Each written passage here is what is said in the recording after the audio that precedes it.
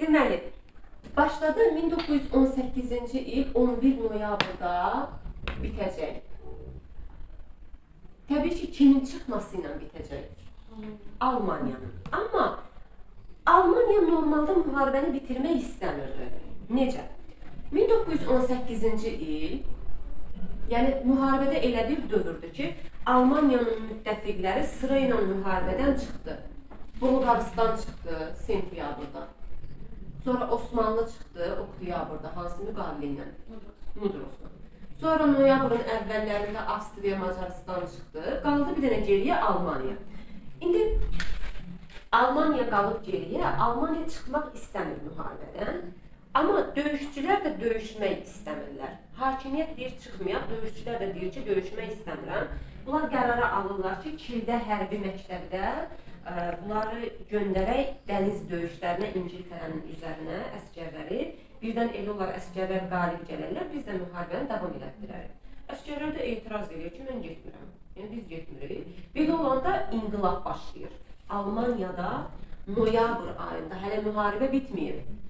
1918-ci il noyabr ayında inqilab başladı Almaniyada və həmin bu inqilab nəticəsində noyabr ayının 9-unda monarxiya devrildi və Almaniya Respublika elan edildi. Noyabr ayının 9-unda. Monarxiyanı devirdilər, Respublikanı qurdular. İndi hələ müharibə bitməyib, düzdür 2 günümüz var müharibənin bitməsinə. Sizə sual salacaqlar. Birinci Dünya müharibəsi illərində başqa hansı dövlətdə monarxiya devrilib? Almaniyada. Almaniyada deyil. Rusiyada. Oxşarlıqdır. Xəritə verəcək ki, monarxiya devrildi Birinci Dünya müharibəsi illərində. Deyəcəksiniz Almaniya və Rusiya. Bəs yazar ki, Birinci Dünya müharibəsi illərində Respublika elan edildi. Almaniyada. Yox, Təbii ki, Almaniyada. Avstriya, Macaristan. Yaxın imperiya dağıldı. Osmanlı. Yox, Osmanlı ikinci dünya müharibəsi getməli. Azərbaycan. Bəli. AXC. Azərbaycan. Yenə Rusiyanı da yaza bilərik. 18-ci ildə Rusiyada Respublika elan ediləcək vətəndaş müharibəsinin gedişində. Yenə Rusiya. Monarxiya devrildi Rusiya, Almaniya, Respublika elanında Almaniya, Azərbaycan, bir də Rusiya. O ki, noyabrın 9-unda yeni hakimiyyətə gələn Alman hökuməti dedi ki, biz Almaniyanı müharibədən çıxardırıq. Ona görə noyabr ayının 11-də 1918, 11 noyabr hansı meşədə barışır? Kompiyen. Kompiyen meşəsində imzalanan sazişlə Almaniya müharibədən çıxdı və Birinci Dünya müharibəsi bitdi. Məsələ bundan sonra başlayır. Nə başlayır? Almaniya müharibədən çıxdı, müharibə qutardı. Müharibənin yekunları üçün harda? Bəli. Konferansımız var, Paris konferansı. Paris konferansı və yaxud Versal konferansında Almaniya ilə hansı müqavilə imzalanır? Elə Versal. Elə Paris və yaxud elə Versal müqaviləsi. Bu müqavilənin şərtləri Almaniya üçün çox acınacaqlıdır. Çünki Almaniya deyir, sən ümumiyyətlə Avstriya ilə birləşə bilməzsən. Ümumi bunların üzərindən keçir, bunlar qeyd etməsəz də olar. Zaten Versal-Vaşinqton sistemində baxacaq. Almaniya deyir ki, sən Avstriya ilə birləşə bilməzsən.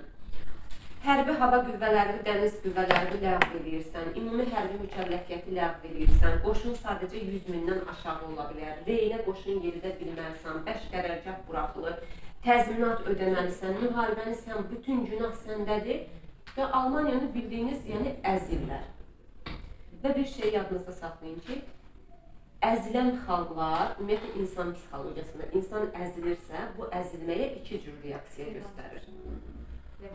Ya deyirsən ki, revanş, yəni mən əvəzini çıxacam, daha da güclənəcəm, məni əzəcəm, ya da bizim kimi elə əzilə-əzilə gedirsən. Ümumi olaraq. Almaniyada əksi baş verir. Onlar deyir ki, biz artıq güclənməliyik. Biz Alman xalqı millətçilik ideyası. Buna deyirik nasional sosializm, yəni national, milli, nasionalizm 1920-ci ildə Almaniyada nasist partiyası yaranır. Millətçi partiya. Ki, nə yatmısınız, bizi pis günə qoydular Paris konferansında, gör bizlə nə müqavilə imzaladılar, gəlib bunun əksin eləmək lazımdır. Çox gözəl. Sonra bu partiyanın sıralarına bir nəfər qoşulur, sizin məşhur tanıdığınız insan. Kimdir bu? Hitler, bəli. Hitler gəlir partiyanın sıralarına. 1923-cü ildə bunlar bir qiyam təşkil edirlər. Pivəxana qiyamı adlanır qiyamımız. Pivəxanada ümumiyyətlə Avropada həmin dövrdə indinin özündə də Azərbaycanın başqa yerlərdə belə insanların kompakt yığışa biləcəyi məkanları çox vaxt gözətləyirlər ki, birdən bura yığışıb nəsə eləyərlər. O vaxtda aclıq dövrüdür Almaniyada, insanlar daha çox vaxt keçirir, getiharda, pivəxanalarda. Qiyam buradan qərarlaşdırılır ki, hə, biz qiyam eləyəcəyik. Ona görə qiyamın adı 1923-də pivəxana qiyamıdır. Pivəxana qiyamı. Hitleri burada həbs edirlər. O məşhur kitabı var, Nəyə oxumuşuqsa? Gör, adını eşitmişsiniz? Neydi adı? Heç onu da eşitməmişsiniz. Hitlerin mənim mübarizəm. Ay, hə, eşitmişəm. O gün Rəqsanə də deyir, 3 ay həbsdə qaldım, 200-dən kitab oxudum. Hitler də 6 ay həbsdə qalıb 1000 səhifəli kitab yazıb. Mənim mübarizəm, Mein Kampf. Pivəxana qiyamı elə də bir nəticəsi olmur, bu heç bunu qoyuruq kənara. Bu daxili siyasətdəki məsələlərdir. Bir dənə, bir şey burada özünüz üçün qeyd edin. 1918-ci ildə Respublikamız yaranır, 1919-cu ildə Yaxşı. 1919-cu ildə Weimar şəhərində həmin bu Respublikanın konstitusiyası qəbul edilir. Ona görə biz konstitusiyası qəbul edilir. Ona görə biz bu respublikaya həm də Weimar Respublikası da deyəcəyik. Həmin şəhərdə konstitusiyası qəbul edildiyi üçün 1919-dan 1933-ə qədər davam edəcək bu Weimar Weimar Respublikası 1919-33. Bax, imtihanda belə bir şey yaza bilər ki, dəri yazar ki, Almaniyada Weimar Respublikası dövrü üçün xarakterikdir. Weimar konstitusiyası. 1919-1933 aralığında olan hadisələr. Yaxşımı? İndi biraz gələk daxili siyasətdən çıxaq xarici siyasətə. Nə var? Almaniya dedilər ki, təzminat ödəməlisən bizə. Qalib dövlətlər İngiltərə, Fransa gözləyir ki, Almaniya təzminat ödəyəcək, biz də o təzminatla biraz inkişaf edəcəyik. Bəli, Almaniya heç nəyi yoxdur. Bəli. Almaniya deyir ki, mən təzminatı ödəyəcəm, amma çox uzanacaq da, bunu ödəməm. Fransa da deyir ki, sən pulun dəyərsizdir, mən istəmirəm bu təzminatı. 1923-cü ildə Fransa yanına da götürür Belçikanı. Fransa və Belçika. Gedirlər Almaniyanın daş kömür hövzəsi var, Ruhr. Ruhr ərazisinə qoşun yeridirlər. Ruhra qoşun. Məqsədi nədir burada Fransanın? Yox. Təzminatı bir yolla çıxar. Bəli, bəli. Təzminatı bir yolla Almaniyadan almaq. Deyir, evi yox. Sən verə bilmirsən, mən Ruhru gedim tutum, orada daş kömür hövzələri keçsin mənim tərkibimə, onu mən satım, bunu da mən götürüm, qoyum cibimə. Almaniyadan ala bilmirlər. Xeylidir. Almaniyanın pulu dəyərsizdir. Yox, Almaniya onu sata bilmirdi başqa ölkəyə. Kim alacaq Almaniyadan? Almaniya satmaq istəmir axı Pilusda. Özü oradan gəlir götürür, onsuz da pis vəziyyətdədir. Niyə satsın bu qədər uğurlu əlində olan maddi mənbəni?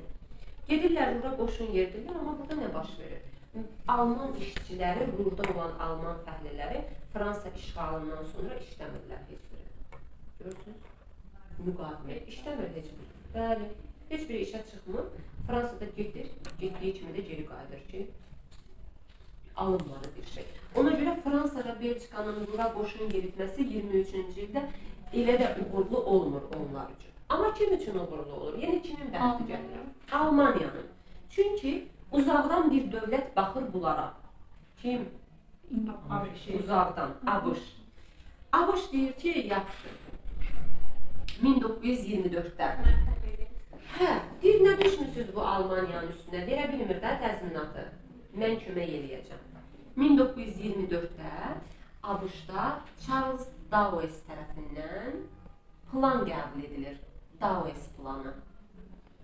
Mahiyyəti nədir? Almaniyaya maddi yardım.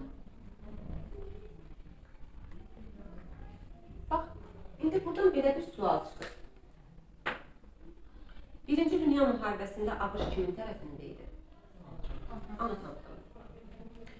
İndi müharibə bitib, adam gəlib Almaniyaya kömək edir. Niyə? Nasıl Almaniya? İşıq görür. Necə Potensial var. özün fikirləşir? Potensial gəlir. Kirayə. Ya Almaniya onsuz da pis vəziyyətdədir. Mən o öz tərəfimə çəksəm nə olacaq, çəkməsəm nə olacaq? Məqsədi, görürsünüz, ABŞ əvvəldən o Paris sülh konfransında filan narahatdır. Çünki Paris konfransı, müharibənin nəticəsi Avropada görürsən qoşulmadı. Çünki İngiltərə və Fransanın hegemonluğu idi. Onların qarşısında dura biləcək bir güc yaradır Avropada, Almaniyanın nümunəsində.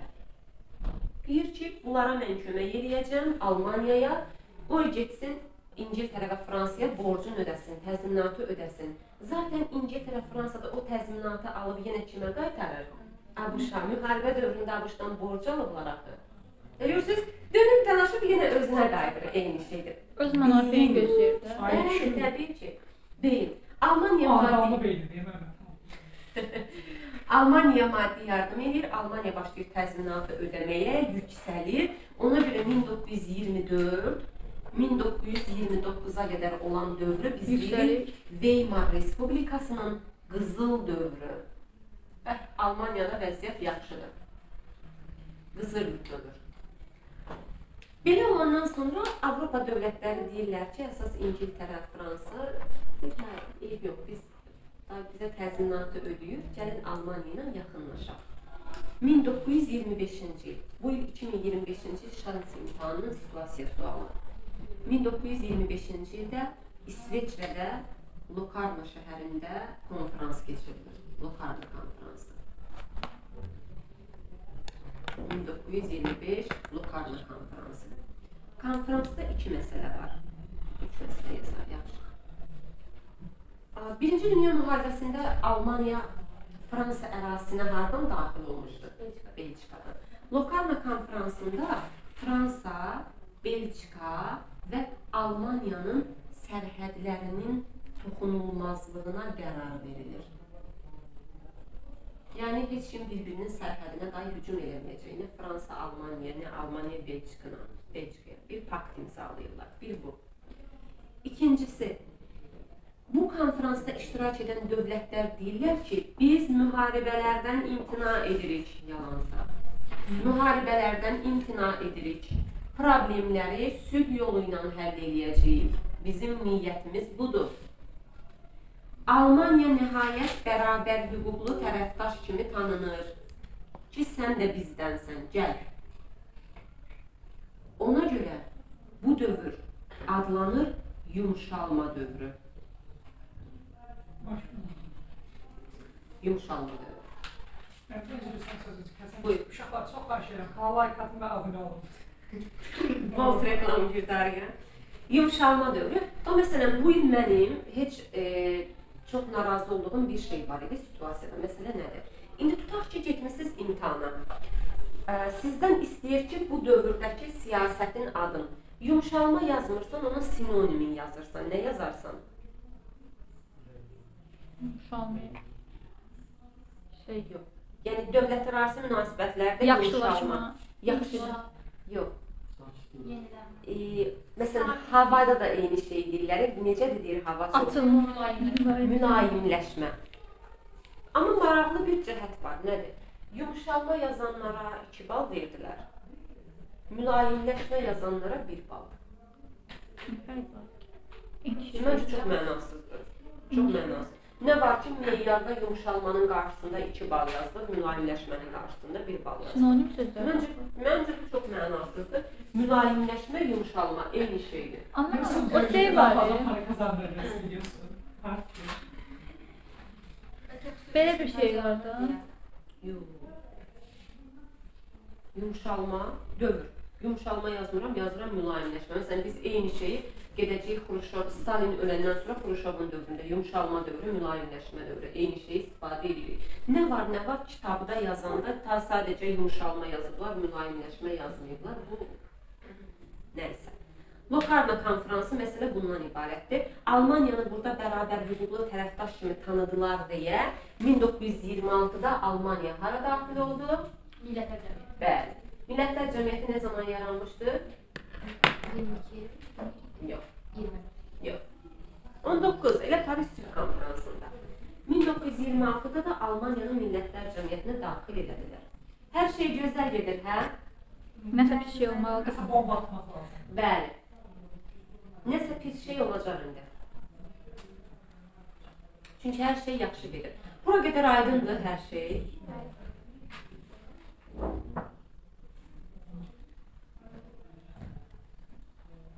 O problem nə olur?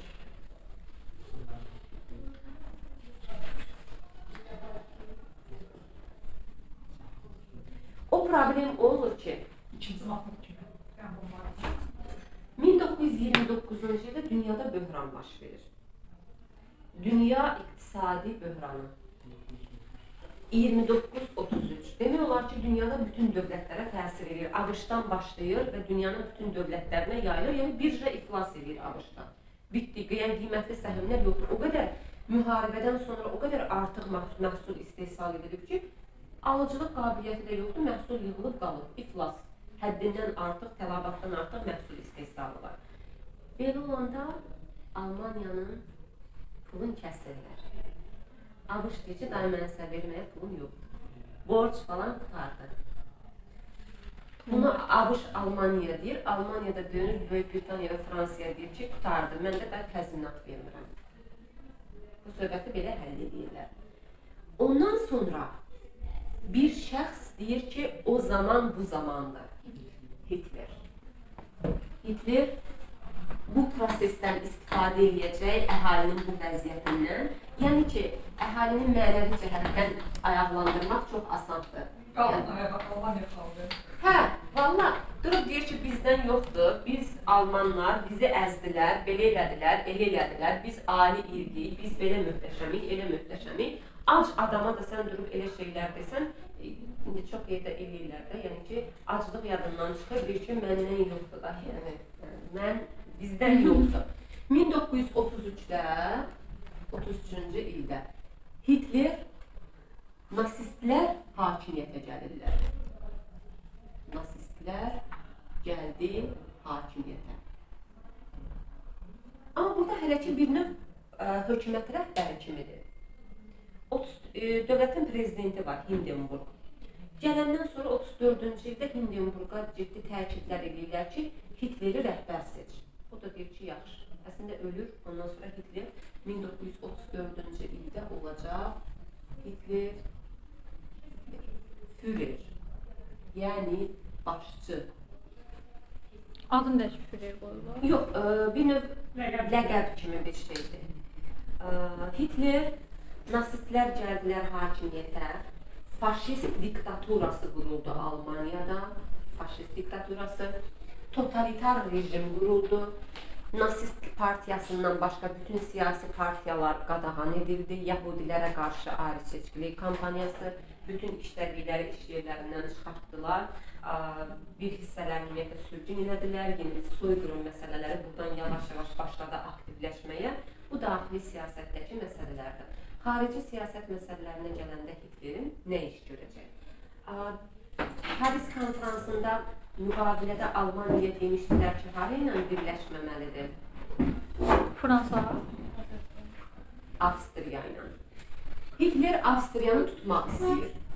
1934-cü ildə Avstriyanın baş nazirinə Bunu bir dəfə də keçəcəyik biz. Elə bil ki, bax, bu 30-cu illərdə, 20-ci illərdə gördüyünüz şeylərin bir də üzərindən dövlətlərarası münasibətlər hissəsində keçəcəyik. Avstriyanın baş nazirinə sui-qəsd təşkil edir ki, getsin Avstriyaya qoşun yetsin, amma alınmır. İtaliya, Mussolini imkan verir. Mussolini demişkən, Vilayət. bəli, vilayət Seyli. Sui-qəsd təşkil edir. 1935-də Avstriya üçün Streza konfransı, çox danışmıram bunlardan, çünki zaten danışılacaq dövlətlərarası münasibətlərdə. İtaliya ilə uzaqlaşır, sonra İtaliya Mussolini gəlir bundan yaxınlaşır. Çünki İngiltərə, Fransa pisləyir onun Efiopiya işğalını, yenə başqa yerdə danışacaq. 1936-ya gələndə İtaliya və Almaniya arasında müqavilə görürük, artıq yaxınlaşırlar. 1936-da Almaniya və Yaponiya arasında müqavilə görürük. Müqaviləmizin adı Anti-Komintern paktıdır. Yəni beynəlxalq kommunist təşkilatına qarşı mübarizə aparacaqlar. Sonra İtaliyada gələcək. İtaliyada həmişə gəlir sonradan. Plus İtaliya. Ondan sonra 1938-ci ildə Hitler gedib Avstriyanı tamamilə tutacaq. Sonra 1938-ci ildə deyəcək ki, Çekoslovakiyanın Sudet vilayətində də Almanlar yaşayır, oranı da istəyirəm. Çox şey istəyir. Bəli. Deyir ki, harada Almanlar yaşayırsa, o Almaniya tabi olmalıdır. Amma burada bir İngiltərə, Fransanın səhvi olacaq. Nə səhv edir? Səhv yox aslında, nə bilmir? Eləyirlər də. Bəlkə də 1938-də Münhendə konfransa toplaşırlar, Münhen konfransına. Kimlər var? Almaniyadır, İtaliyadır, İngiltərədir, bir də Fransadır. Almaniya deyirlər ki, haranı istəyirsən? Deyir ki, Çexoslovakiyanın Sudet vilayətini. Deyirlər ki, yaxşı, o vilayəti versək sakitləşəcəksən? Yox. Deyir ki, deyirlər, yaxşı. Münhen konfransında 1938-də İngiltərə və Fransa sakitləşdirmə siyasəti yeritdiyi üçün Çexoslovakiyanın Sudet vilayətinin Almanlar tərəfindən tutulmasına göz yumur. Ki, görmədik, get tut, görmədik. Bizlik deyil. Hitler gedir tutur, bunlar yine düşünürlər ki, tamam da tutdu, sonra bir şey istəməyəcək. 1938-ci, 39-cu ildə Hitler bütün Çexoslovakiyanı işğal edir. Bu qədər. Ondan sonra gedəcək Esteri ilə Molotov-Ribbentrop paktını bağlayacaq, bir həftə sonra da müharibə başlayacaq. Əslində danışdığımız şeylərin çoxu bu dövrlər var, dövrlər. Mən nə yazmışsınız? İngiltərə, Fransa. Bura Yox, mən. sakitləşdirmə siyasəti. Bu danışdığım şeyləri danışıram, sonra da heyfim gəlir ki, bu qədər şeyin zaten nə bilim, düşmür də. Ben bir şey sorayım. Mesela bir yaş baba icazı verdiler de. Ki tutmağa yaxşı. Ama bunu demediler. Zaten Çexoslovakiyanın Fransa arasında bir siyasət tutasıyla demediler. Bütün Çexoslovakiyanın əlavə keçsin. Tutdu daha kim nə deyə bilər ki? Hani bundan kim qadağa edə bilər yəni? İngiltərə ilə Fransa istəyənməz. Məsələ ondan ibarətdir ki, sual budur ki, niyə İngiltərə ilə Fransa bu siyasətə göz yumur? Bir, həmin dövrdə İngiltərə və Fransanın hərbi gücü o qədər deyil ki, getsin Almaniyanın qarşısına qoşun çıxartsın ki, bu şeyi eləmə. İkincisi, İngiltərə və Fransada əhali müharibənin əleyhinədir. Məsələn, indi kameranı söndürüm, söhbət danışacağım.